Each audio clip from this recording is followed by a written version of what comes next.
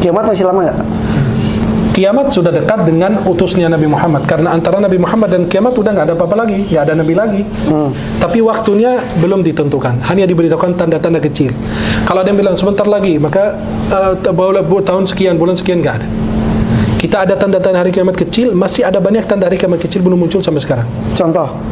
Contoh seperti hancurnya Ka'bah, ya. Kok Ka'bah bisa hancur? Iya, hancur karena mereka akan mengeluarkan harta di bawah Ka'bah. Apa itu? Ada harta simpanan di bawah Ka'bah. Nabi SAW menjelaskan akan dihancurkan Ka'bah oleh orang namanya Dzu As-Suwaiqatain, orang dari Ethiopia Habasyah. Dia akan hancurkan Ka'bah. Maka pada saat itu menuju udah akhir tanda hari kiamat kecil ini, terakhir munculnya Imam Mahdi. Habis muncul Imam Mahdi, turun Dajjal. Munculnya Dajjal dari Asfahan, Iran. Habis itu turunnya Nabi Isa. Kan dia keliling 40 hari di bumi, menyesatkan banyak orang. Dia mengatakan aku adalah Rabb dan lain sebagainya. Banyak yang beriman kepada dia, ya. Nanti kan ada tanda-tanda sebelum muncul Dajjal juga. Nanti turunnya Nabi Isa di Damaskus, di Suriah, di Menara Putih, ada di situ, masih ada di sebelah pasar, dekat pasar. Nanti Nabi Isa turun di situ, dia akan membunuh Dajjal di pintu Lud di Baitul Maqdis. Dia akan melihat Nabi Isa akan meleleh langsung sendiri. Kan Nabi Isa waktu diangkat ke langit, umur beliau sekitar 30 sampai 33 tahun. Pada saat itu belum menikah Nabi Isa. Akan turun membunuh Dajjal. Kemudian pada saat itu Nabi Isa ingin membunuh Ya'juj Ma'juj, nggak sanggup. Maka Allah bilang bahwa orang-orang beriman ke Gunung Tur, Bukit Tur. Nanti aku yang ngatasin Ya'juj Ma'juj. Allah kirimkan ulat ke leher mereka, memakan mereka, leher mereka, di waktu yang sama mereka mati, jadi bangkai. Dan Ya'juj Ma'juj itu manusia biasa kayak kita. Tapi Imam Mahdi manusia juga? Imam Mahdi keturunan Rasulullah SAW. Dajjal manusia juga? Dajjal manusia, tapi diberikan kelebihan oleh Allah sehingga memerintahkan langit menurunkan hujan, bumi untuk mengeluarkan tumbuhan, menjadi fitnah terbesar. Maka Nabi bersabda, tidak ada fitnah lebih besar daripada antara ciptaan Nabi Adam sampai hari kiamat melainkan fitnah Dajjal, karena dia mengaku Rabb alam semesta.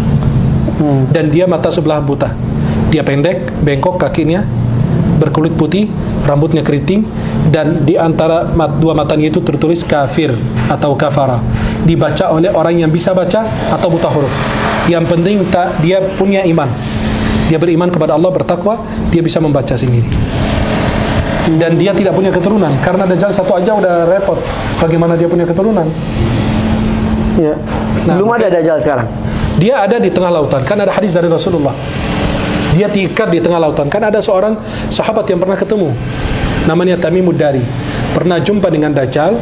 Kemudian dia lihat Dajjal itu diikat dengan rantai tangan dan kakinya. Dia melihat ciptaan yang besar sekali. Akhirnya dia bertanya, kamu siapa? Loh, kalian ini siapa? Kok bisa sampai ke saya di sini, di tengah lautan, di pulau? Kata mereka, kami naik ke perahu di laut, kemudian terombang-ambing di bawah ombak sampai ke mereka terdampar ke salah satu pulau.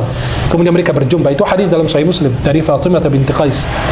Kemudian dia bercerita, saya mau nanya, apakah Nabi Arab itu udah muncul? Udah, lebih bagus kalian ikutin.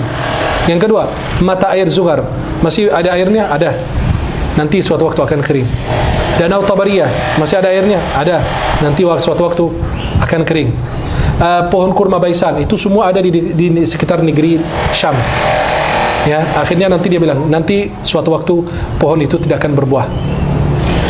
Kata dia, pada saat itu baru saya akan muncul, kata Dajjal.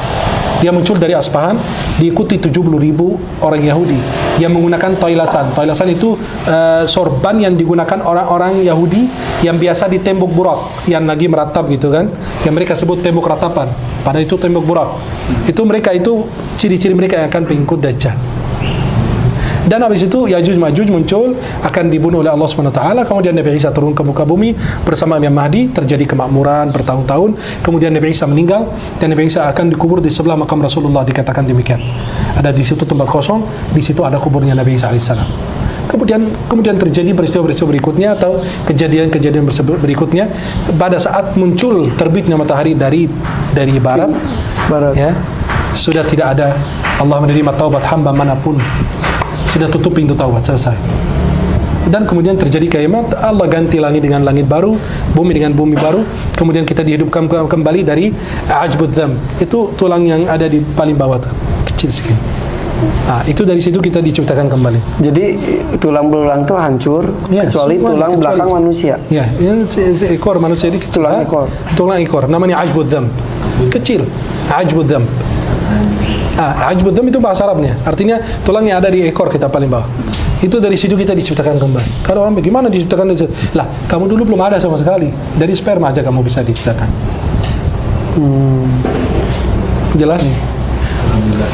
Maka ada perubahan dalam alam semesta. Jangan diukur dengan waktu sekarang. Maaf. Antum pada saat lagi sehat, makan semua makanan makan, benar gak? Tapi pada saat sakit, semua makanan dimakan gak? Ada perubahan, benar kan? Allahu a'lam. Itu kita mimpi basah gimana? Siang hari. Menunda-nunda buka puasa karena nunggu disuruh sama Besti gimana? Buka puasa gimana? Doa buka puasa itu menjadi perselisihan. Kenapa? Karena ada hadis